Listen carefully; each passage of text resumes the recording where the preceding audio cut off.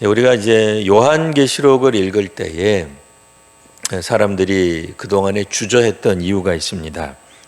그 중에 하나가 계시라고 하는 측면, 그러니까 요한계시록 이름, 성경 이름 자체에 계시가 들어가기 때문에 이게 혹시라도 잘못 해석하거나 잘못 읽으면 두려운 일이 벌어지지 않겠는가 이제 하는 이런 생각들이 있었습니다.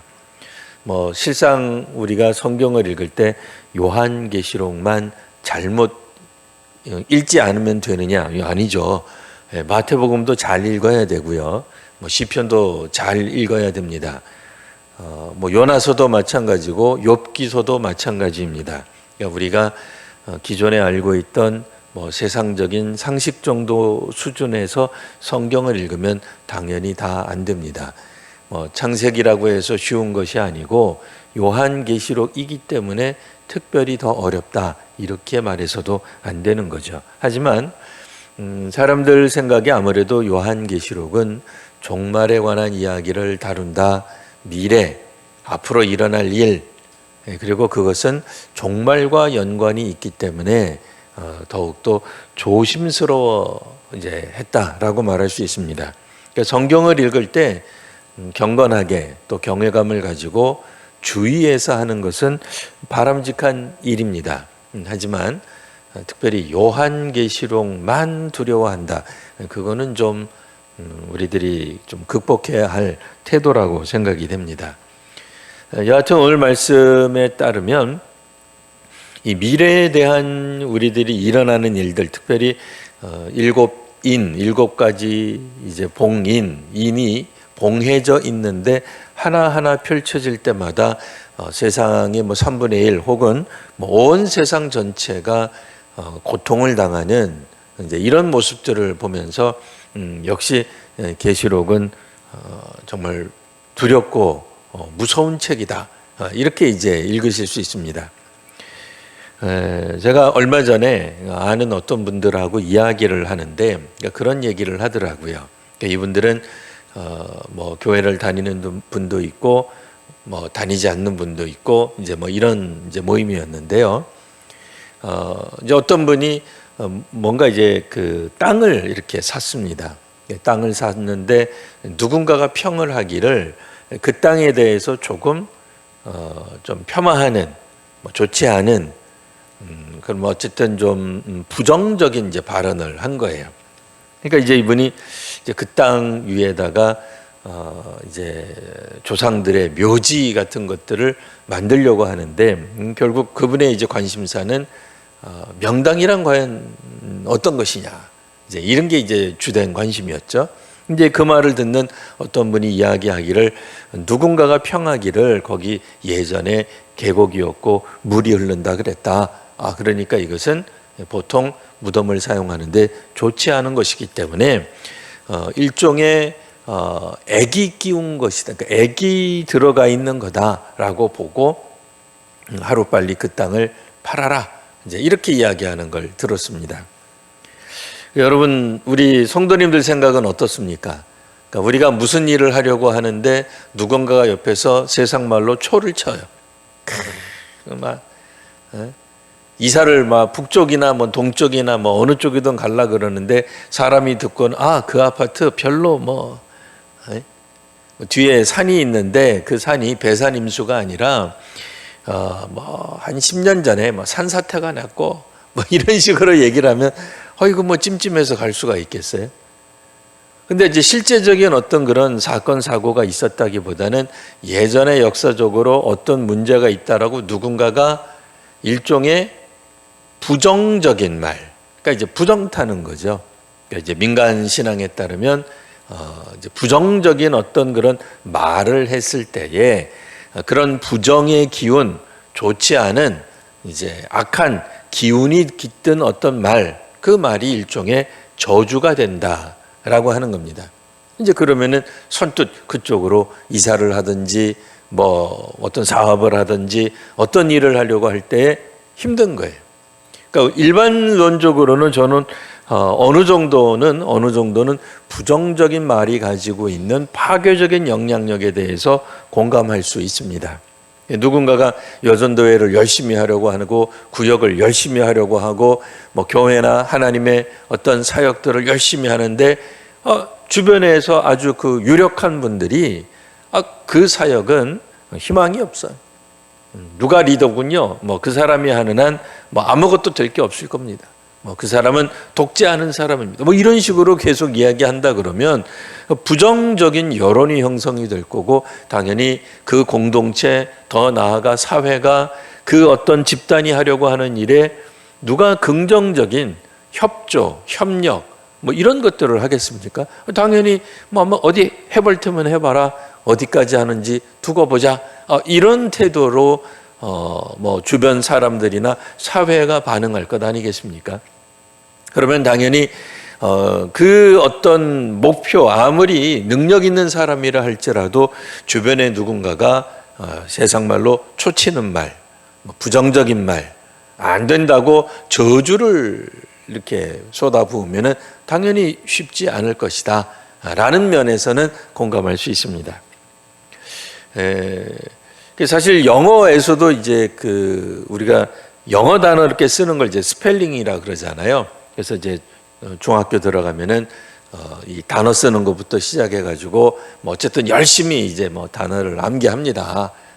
근데 이 스펠이라고 하는 게 어떤 측면에서 저주가 돼요. 저주. 근데 이제 어떤 사람들은 그렇게 얘기하더라고요. 그래서 우리가 이 말 속에 말이 가지고 있는 어떤 힘, 뭐 실제 우리 동양권에서도 누군가가 어떤 이야기를 하면 뭐 그런 말 하면 부정탄다 말이에요. 말이 씨가 된다. 뭐 그런 얘기 합니다. 그래서 말이라고 하는 것이 실제 하는 것도 아니고 잡을 수 있는 것은 아니지만, 그러니까 소위 말하는 물질적인 것은 아니죠. 하지만 있긴 있는 거죠. 누군가가 말을 한 거죠. 물론 담아둘 수 녹음기가 있으니까 가능하긴 합니다만 어쨌든 이렇게 딱 잡아둘 수는 없어요. 누군가가 말을 하면 그냥 공중에 사라지는 거예요. 사람들 귀 속에 그냥 들어가고 마는 거예요.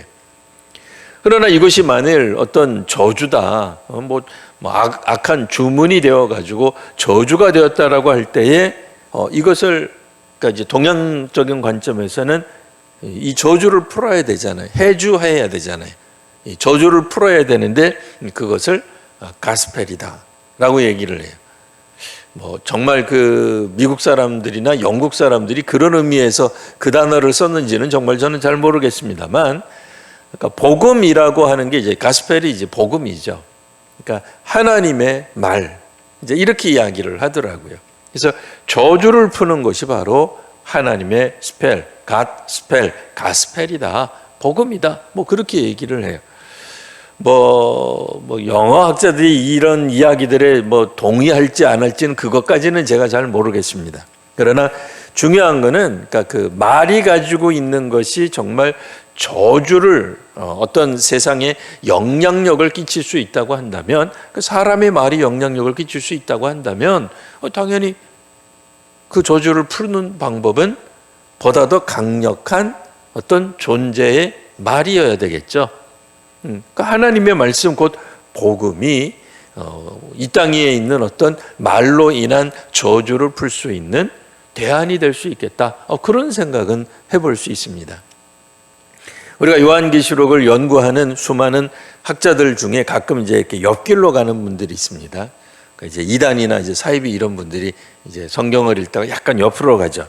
그러니까 영화를 만드는 분들이 영화적 상상력을 동원해서 요한계시록에서 어떤 특별한 아기 창고라는 이야기, 뭐 이런 이야기들이 요한계시록은 아니에요. 그러니까 요한계시록에 있는 단어들을 가지고 거기서 영화적 영감을 받아서, 그러니까 영화적인, 창의적인, 뭐 예술적인 어떤 영감을 받아서 영화가 됐던 소설이 됐던 뭐 그런 창작 활동은 할 수 있을 겁니다. 뭐 그림을 그리던. 그러나 실제로 요한계시록이 말을 하고 있는 내용은 그렇게 우리가 이미 읽어봤죠. 그러니까 지난주부터 읽어본 게 미래에 관한 건데 정말 암울한 미래였어요. 그래서 첫 번째 인이 띄어지자 어떤 특별한 말이 나타나고 결국 그 모든 말들이 추구하는 바, 그러니까 목표하는 바가 뭐라 그랬어요? 예, 그 전쟁이죠. 흉년, 이 사람들이 기근을 겪게 되고요. 사망, 예, 뭐 질병으로 인한 것이든 뭐 무엇으로 인한 것이든 사망, 그리고 땅의 짐승들로서 죽는다라고 하니 사실 공포스러울 수밖에 없습니다. 모든 것들이 향하는 것은 다 죽음이기 때문이죠. 그래서 오늘 다섯 번째 인을 뗄 때 초대교회 성도들의 탄식이 나옵니다. 9절 이하를 보시면 하나님의 말씀과 그들이 가진 증거로 말미암아 죽임당한 영혼, 요약하면 순교한 거죠. 간단히 얘기하면. 오늘 이제 우리가 사도행전을 계속 우리 교회가 이제 읽고 있는데 사도행전에서도 지금 나아가는 게 어디로 나아가는 거예요? 스데반의 설교와 함께 스데반의 죽음으로 나아가는 거죠. 그러니까 스데반의 죽음은 단순한 죽음이 아니라 오늘 여기 나와 있는 것처럼 하나님의 말씀과 그들이 가진 증거 때문에 죽게 되는 순교를 말합니다. 그러니 9절에 나와 있는 이야기는 1세기 교회, 특별히 순교를 당한 사람들이 제단 아래에 있어 그 영혼들이 이렇게 얘기를 합니다. 10절 큰 소리로 말을 하기를 참되고 거룩하시고 참되신 대주제여, 하나님 모든 것을 주관하시는 주님, 하나님의 손에 있는데 왜 우리의 피를 갚아주지 아니하십니까? 좀 빨리 보복하거나 복수하거나 혹은 우리를 공격했던 대적자들이 빨리 세상에서 멈추어야 될 텐데, 박해와 탄압과 억압이 멈추어야 될 텐데 언제까지 이런 일이 벌어지겠습니까?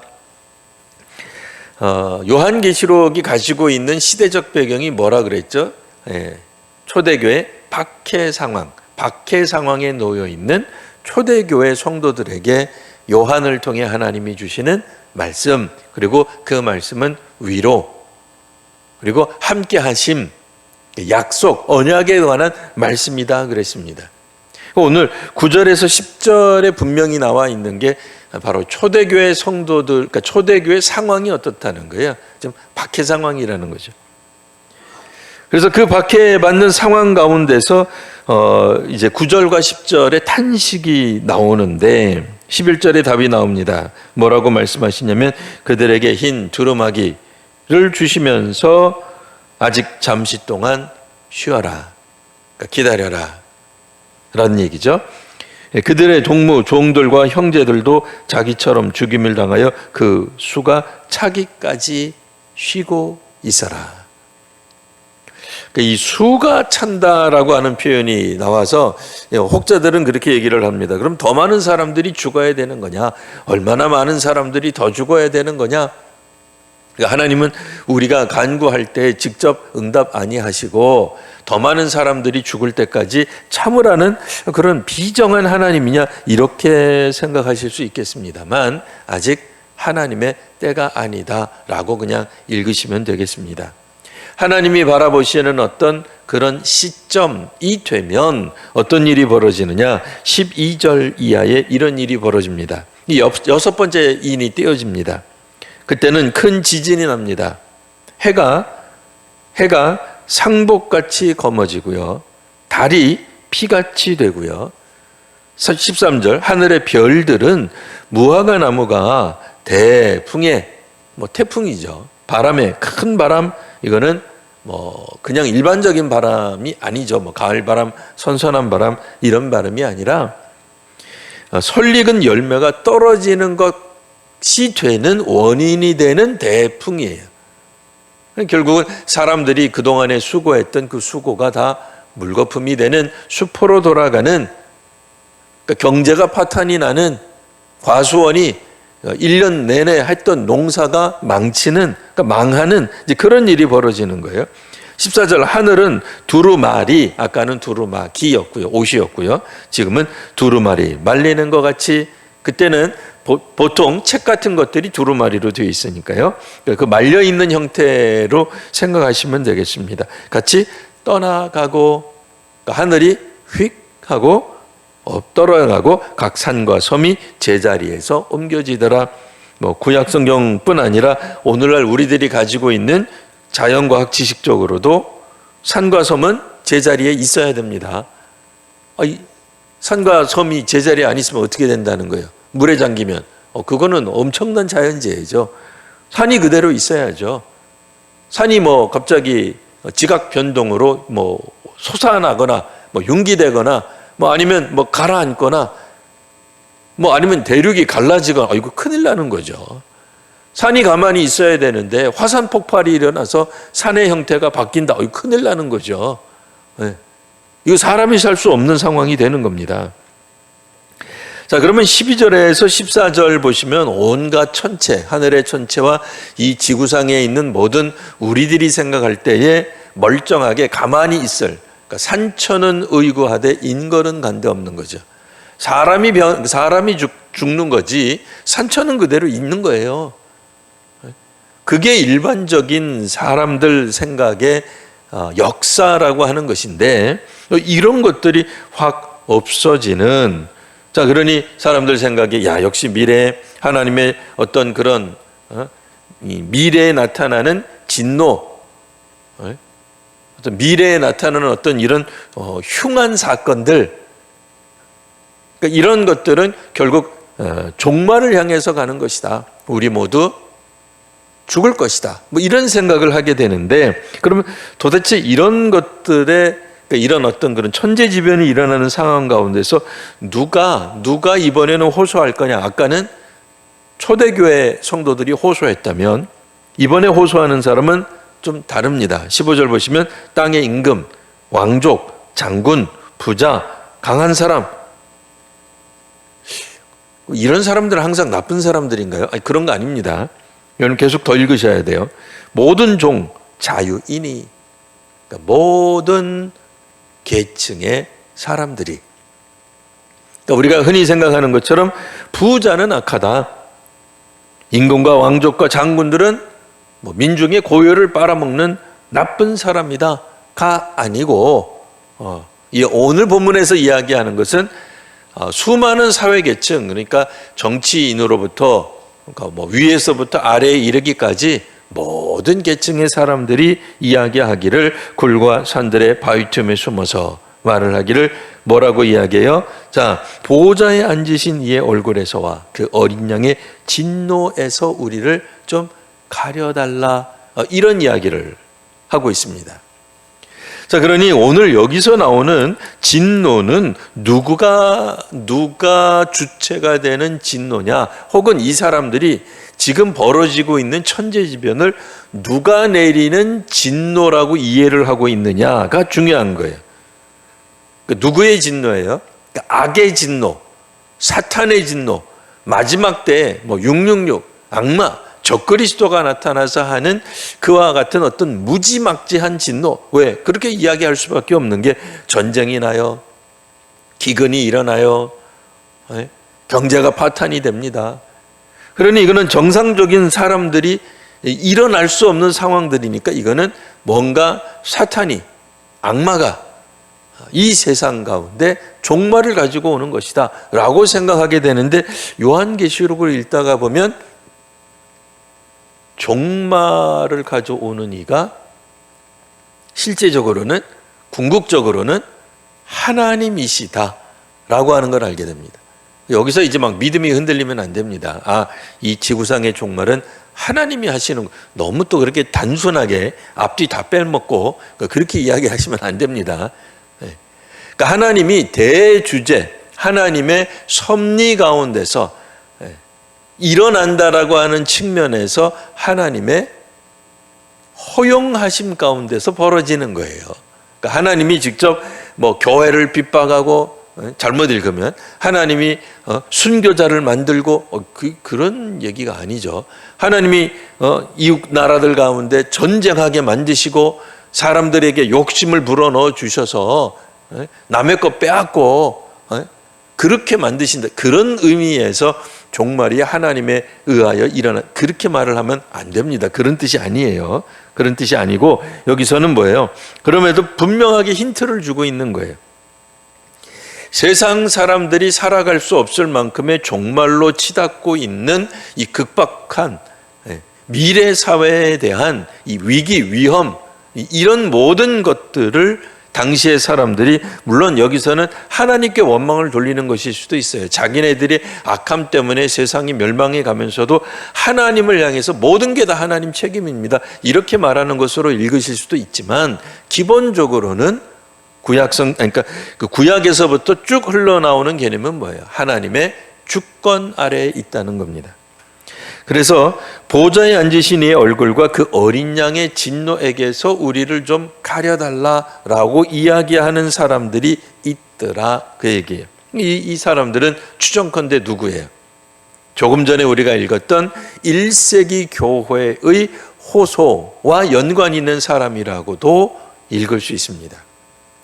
그러니 순교하도록 만든 사람들, 그들은 지금 부자로 살기도 하고 뭐 어떤 사람들은 여전히 종으로 살기도 할 거예요. 어쨌든 그런 사회, 그러니까 교회를 핍박하고 교회에 적대했던 그런 사회에 대해서도 실상은 무엇이 일어난다는 거예요?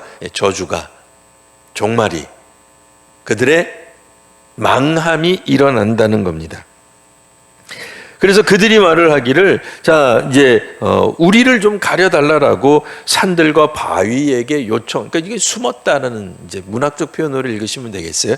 뭐 산이 뭐 사람처럼 사람들을 숨겨주는 존재가 된다라기보다는요. 자, 17절, 그들의 진노의 큰 날이 이르렀으니 누가 능히 서겠느냐. 어떤 피조물이, 어떤 사람이 아무리 이 땅 위에서 임금이든 왕족이든 뭐 장군들이든 부자들이든 강한 자들이든 그리스도의 어린 양의 진노에서 피할 사람이 없다. 그렇죠? 어떤 사람이든 다 개인적 종말, 그러니까 죽음을 맞이하게 됩니다. 국가도 다 죽습니다. 안 죽지 않습니다. 우리 대한민국은 우리가 사는 동안 죽으면 안 되겠습니다만, 우리 대한민국 이전에 대한제국이 있었고요. 대한제국 이전에 조선이 있었죠. 물론 일제 그것도 있긴 했습니다만, 어쨌든 그거는 일제강점기는 빼고요. 조선도 결국은 역사적으로서는 없어지는 거죠. 자, 그리고 이제 오늘 우리가 읽었던 7장 1절 보시면, 이 일 후에 내가 네 천사가 땅의 네 모퉁이에서 섭니다. 땅의 바람에 사방의 바람을 붙잡아 바람으로 하여금 땅에나 바다나 각종 나무에 불지 못하게 합니다.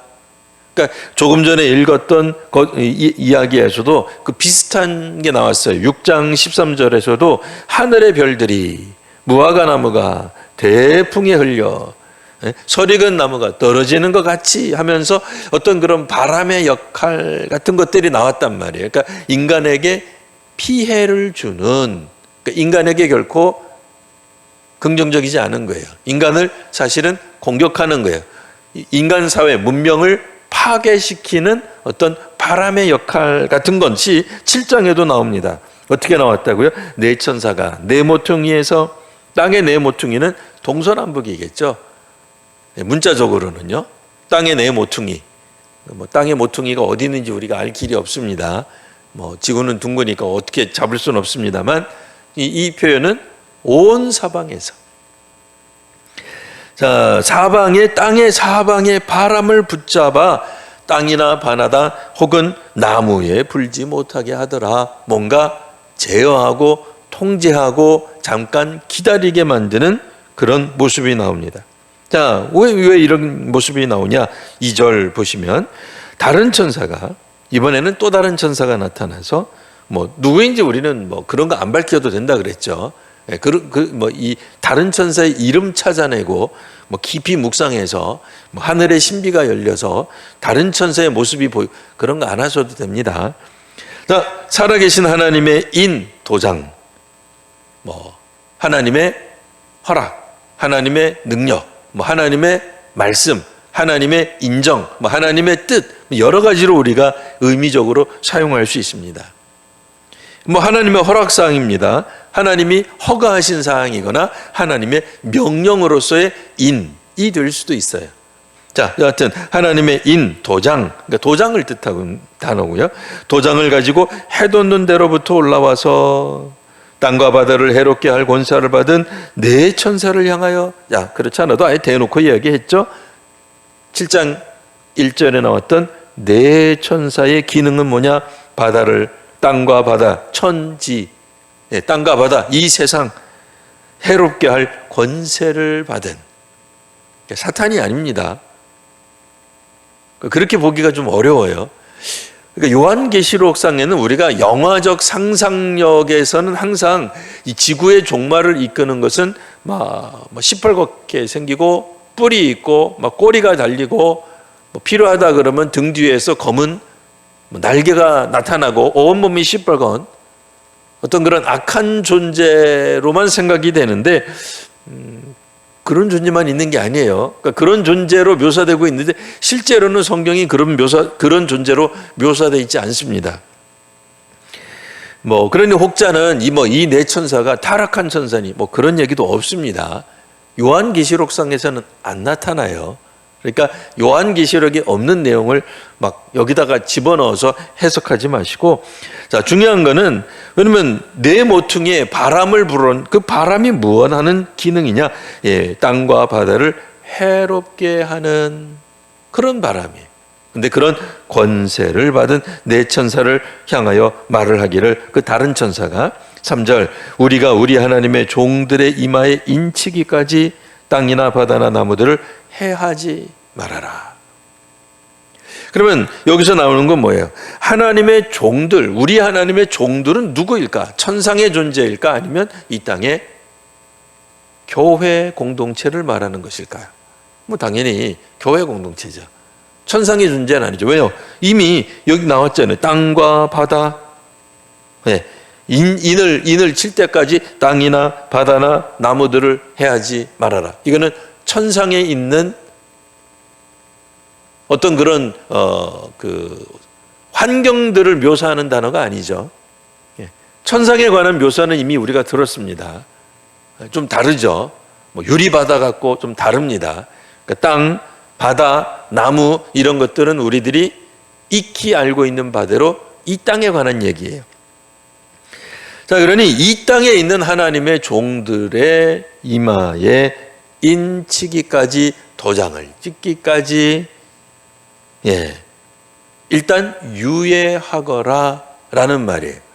자, 그러니 조금 전에 우리가 6장에서 읽었을 때는 이미 순교당한 사람들도 있습니다. 근데 지금은 7장 3절에 보면 이들은 아직 순교당한 사람들은 아니에요. 아직 살아있는 사람들을 뜻하는 것 같아요. 그러니까 우리가 생각할 때 하나님께서 하시는 그런 어떤 역사하심 이런 것들은 사람의 이 죽음에 대해서 지나치게 민감하게 좀 우리가 오늘 우리들은 살아있기 때문에 죽은 자들, 억울하게 죽은 이들, 무죄한 사람들의 죽음에 대해서 민감하게 반응할 수밖에 없습니다. 그럴 수밖에 없죠. 한 사람이라도 억울하게 무죄한 자가 피를 흘려서야 되겠습니까? 그런데 성경에 보면은 이 초대교회 상황, 이 초대교회 박해 상황에서는 이미 상당히 많은 사람들이 순교했음을 알고 있습니다. 그런데 하나님께서는 조금 더 기다려달라, 그런 이야기를 하시고요. 그 다음에 6번째 인이 떨어지고 나서는 사람들이 두려워하는, 그러니까 전 세계 사람들이 두려워하는 모습이 나오는데, 이거는 전 세계 사람들이 겪는 어떤 공포, 종말에 대한 공포에 관한 얘기고, 이들은 어렴풋이 그와 같은 공포가 하나님으로부터 하는 어떤 종말이다, 그러니까 심판이다라고 하는 인식이 있다는 게 조금 나옵니다. 얼마나 이분들이 인식을 하고, 그러면 우리 생각에는 이렇게까지 인식하면 지금이라도 회개해서 천국 가야지 말이에요. 복음을 받아들여야 되는데 그런 모습은 전혀 안 나타나요. 다만 이 시간상 흐름에 따라서 그냥 표현되기를, 그 다음에 일어나는 심판은 지금까지 일어났던 어떤 악한 세력 같은, 짐승과도 같은, 물론 이제 천사로 표현이 되지만요, 그런 것과는 다른 차원의 좀 더 광활한, 광대한, 전 세계적인, 그동안에 떵떵거리면서 살았던 권능자, 뭐 정치자, 뭐 권세 잡은 사람, 부자, 강한 사람들, 그러니까 그 상대적으로 당시 교회들은 가난했기 때문에 부자라고 보시면 돼요. 오늘 우리 한국 사회에서의 우리 평균 사시는 중산층 이하 사람들이 바라보는 그런 상류층 그런 개념이라기보다는 박해받아서 순교당하던 교회와 관련되어 있는 사람들이 볼 때는 그들은 왕이 아니죠. 우리는 그러니까 교회는 정책을 만드는 사람들이 아니에요. 우리는 장군이 아니에요. 교회는 부자가 아니에요. 상대적으로 사회적으로 약자예요. 그러니까 그런 의미에서 생각해 보시면 되겠고요. 여기서 이제 중요한 건 뭐겠어요? 그러니까 네 천사가 세상을 나라를 전 세계를 초토화시킬 만한 그런 권세를 받았는데 다른 어떤 천사가 나타나서 말을 하기를 아직 아니다. 그래서 하나님의 종들에게 인을 쳐야 되겠다라고 하는 얘기를 하고 있다는 겁니다. 7장 4절 보면 인침받은 자의 수를 세어보니까 14만 4천이었다. 그리고 5절에는 유다 지파가 12,000, 루베가 12,000, 갓 지파가 12,000. 안 읽었습니다만 이렇게 12지파 가면 당연히 그 수를 합하면 14만 4천이 되겠죠. 일전에도 이것은 한국의 어떤 그런 기독교 우리는 이제 교단이라고 보지 않죠. 이제 이단이라고 보는 어떤 그런 곳에서는 이런 여기서 나오는 지파 이름을 막 씁니다. 그래서 우리는 구역을 쓰는데 그냥 1구역, 2구역 참 우리는 참 어떻게 보면은 낭만이 없죠. 그냥 1구역, 2구역, 3구역 이렇게 안 하는데 어떤 데 가면 이렇게 성경에 나와 있는 지파 이름을 자기네들 구역처럼 사용한단 말이에요. 그러니까 그쪽이 더 진실된 것 같고 우리 기성교회는 정말 정말 매력 없게 1구역, 2구역, 3구역 뭐야 이거 아주 성의 없게 이렇게 만들어 놓은 것 같아 보이긴 하지만 실제로 이런 구역 이름을 대한민국에 있는 어떤 그런 이단 교회가 사용한다고 해서 그들의 숫자 외에는 그럼 없는 거냐? 그러면 이제 이상해지는 거죠. 그런 거 아니라 그랬습니다. 분명히. 그러니까 기본적으로 여기에서는 모든 나라에서 오는 각 나라에서 오는 사람들, 그러니까 어떤 대한민국 어디 특정 지역을 중심으로 하는 어디 그런 데가 아니고 각 나라, 각 민족, 각 족속에게서 오는 그런 구원받은 하나님의 종들의 숫자에 대한 표현이다라고 그랬고요. 14만 4천에 대해서는 일전에 우리 요한계시록 제가 이 사경의 초기에 이미 말씀을 드렸으니까 그걸 다시 기억을 하시면 되겠고 오늘은 다시 안 하겠고요. 한 번 더 우리가 생각해 볼 것은 해돋는 데로부터 올라왔다고 해서 너무 또 이것을 이거 해돋는 데는 어디냐? 동쪽이다. 동쪽에 예수 잘 믿는 나라가 어디냐? 대한민국이다. 그러니까 이거는 이 마지막 천사가 누구냐? 대한민국 우리 교회의 교주다. 절대로 그렇게 읽지 마라 그랬습니다. 그런 거 아닙니다. 이거 사람에 관한 얘기가 아닙니다. 이거 그러니까 이 세상을 천사라고 분명히 나와 있으니까 그냥 천사로 읽으시면 됩니다. 그러니까 여기서 천사가 누구냐, 네 천사가 누구냐, 미국, 러시아, 중국 그렇게 따지지 않으셔도 됩니다. 그렇게 따질 이유도 없고 세상을 멸망으로 이끄는 네 천사가 누구냐, 이 네 나라가 어디냐, 네 인물이 누구냐, 네 나라가 어디냐 그렇게 이상하게 절대로 읽지 마십시오. 그렇게 네 천사를 사람이나 국가 단위로 읽으면 근데 어떤 사람들은 네 천사를 국가로 읽어놓고는 다른 천사는 꼭 자기래. 그 왜 그러는지 몰라요. 성경 해석하려면 일관성이 있어야 되잖아요, 그죠?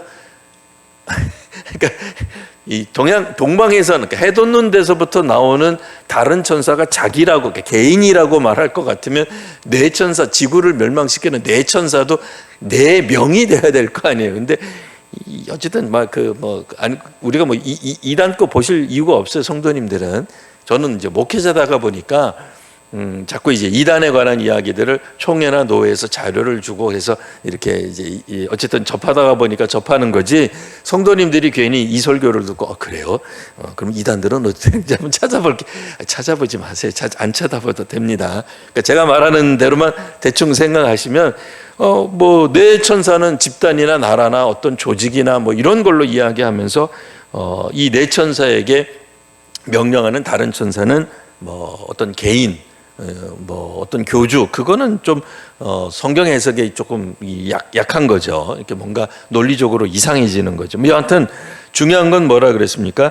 해 돋는 데로부터 올라와서 뭐 이것을 너무 동방, 뭐 한국, 뭐 이제 뭐 그러니까 우리 이제 그 애국심은 이제 막 차오를 수 있습니다만 그렇게 성경을 읽어서는 안 되고, 그다음에 뭐 유다 지파, 루벤 지파, 갓 지파, 이거는 한국에서 어떤 교회들이 그렇게 이야기한다고 해서 그쪽에 12,000명이 되면은 그냥 끝나는 거냐, 그런 것도 아니다라고 분명히 말씀을 드렸습니다.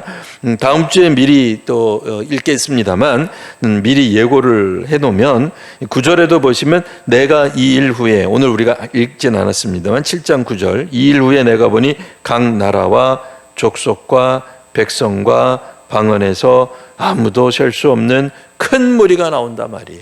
이 무리가 어디로 나와요? 흰 옷을 입고, 흰 두루마기, 흰 옷을 입고 종려가지를 들고 보좌 앞과 어린 양 앞에서 나온단 말이죠.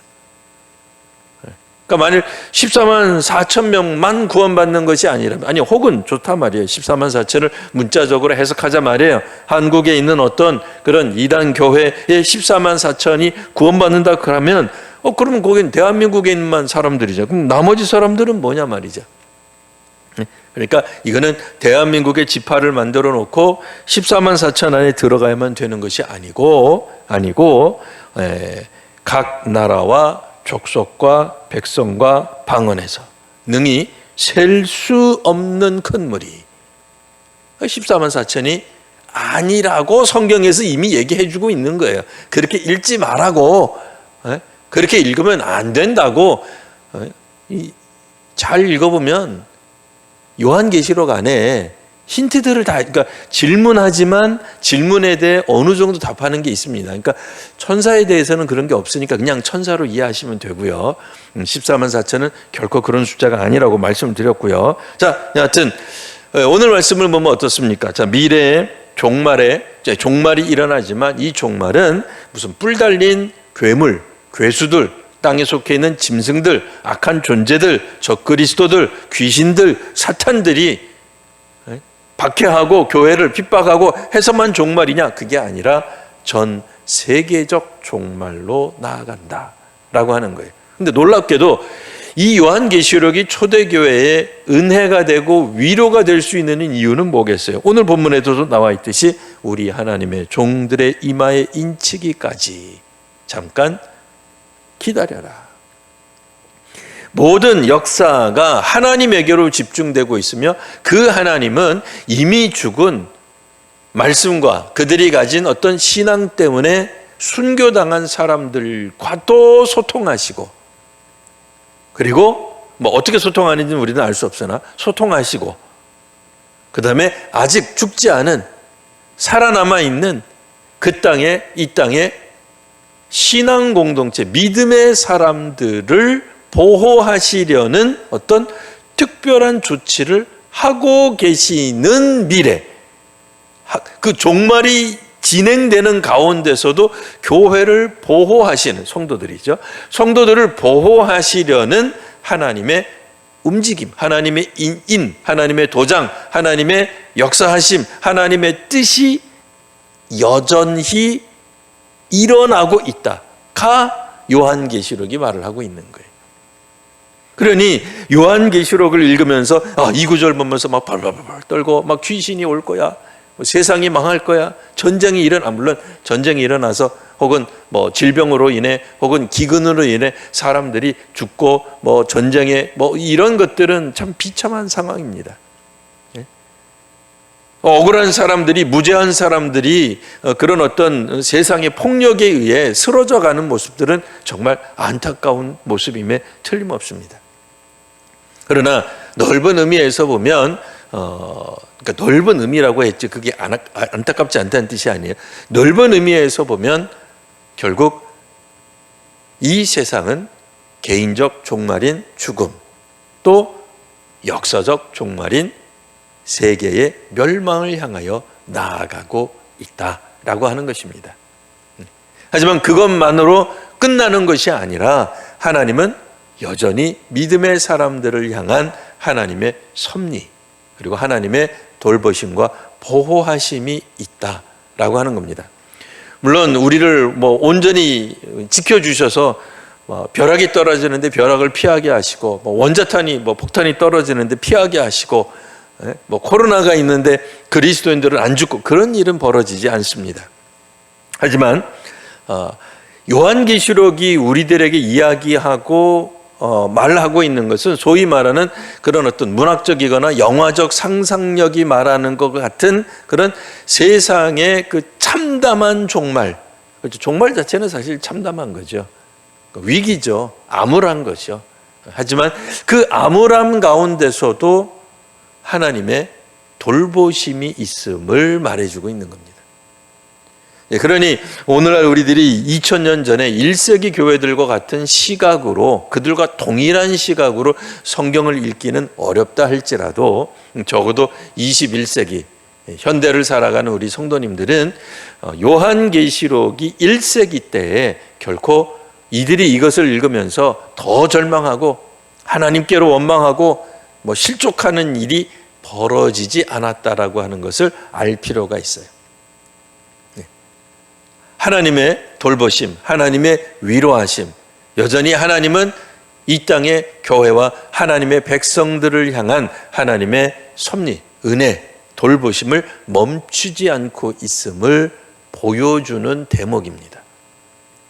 그러니 요한을 통해 1세기 교회에 이 편지가 보내졌을 때 로마의 간수들은 이 늙은 사도가 이거는 어디 제정신이 아닌 상황에서 편지를 썼겠거니라고 생각했을지 몰라도 그리스도인 교회 공동체가 이 요한계시록이라고 하는 바모섬에 갇힌 요한의 편지를 받았을 때는 요한을 통해서, 요한계시록을 통해서 말씀하고자 하는 주님의 뜻을 충분히 읽어냈을 겁니다. 오늘날처럼 이단 교회들이 말하는 그와 같은 해석은 결코 옳지 않습니다. 그리고 그 해석이 맞다고 한다면 1세기 교인들은 허망한 거죠. 왜요? 대한민국에 유다 지파에 안 속해 있잖아요. 얼마나 허망한 거예요. 무슨 이단 얘기한 겁니다. 이거는. 얼마나 허망해요. 그들에게는 그럼 구원이 없는 거죠.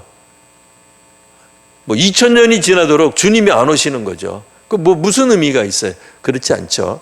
1세기 교회에 1세기 핍박받고 박해받고 순교받는 성도들에게 오늘 우리가 읽고 있는 이 요한계시록은 하나님의 말씀으로, 하나님의 위로의 말씀으로 읽혀졌어요. 그러니까 미래에 일어날 어떤 신비한 혹은 감춰져 있는 비밀스러운 종말에 관한 예언서 이전에 당시 교회에 주시는 하나님의 위로의 메시지의 성격이 훨씬 더 강했다라고 하는 겁니다. 그러니 우리도 요한계시록을 읽으시면서 물론 미래적 요소가 없다 그런 얘기 아니에요. 미래적 요소가 있으나 동시에 미래에 일어날 일이기도 하면서 또한 동시에 현 시대 오늘 우리들에게도 주시는 하나님의 말씀이기도 하다라는 이야기입니다. 오늘은 7장 5절까지 한번 살펴보았습니다. 오늘 말씀을 통해서도 다시 한번 우리 성도님들의 개인의 삶 가운데서 우리 성도님들을 위로하시고 또 한국 사회와 교회에 주시는 크신 은총이 있기를 바랍니다. 기도하겠습니다. 하나님, 믿음의 사람들을 지금도 돌보시며 함께 하시는 우리 주님을 다시 한번 계시록을 통해서 읽었습니다. 저희들에게 하나님께서 주시는 위로와 또한 돌보심과 주께서 주시는 이런 전 하늘의 평화가 넘치게 하여 주옵소서. 그래서 오늘 우리가 아무리 어렵고 힘들어도 눈앞이 캄캄하고 미래가 보이지 않는 상황이 있으며 교회는 여전히 핍박 가운데 있고 박해받는 성도와 순교하는 성도들이 늘어나며 세계의 전쟁과 또한 경제가 파탄이 일어나는 지경에 이르러도 주님을 향한 믿음이 흔들리지 아니하는 귀한 하나님의 종들, 하나님의 백성들이 되게 하여 주옵소서. 거룩하신 우리 구주 예수님 이름으로 기도합니다. 아멘.